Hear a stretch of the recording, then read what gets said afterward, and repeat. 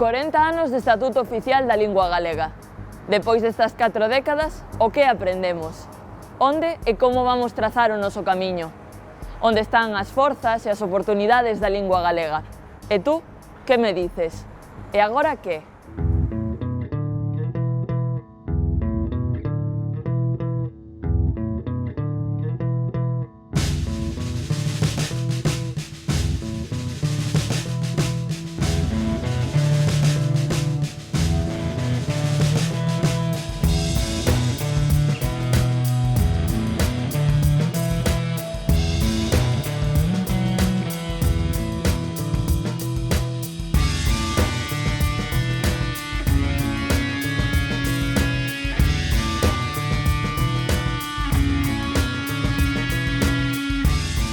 Conciencia, amplitude de recursos e vontade.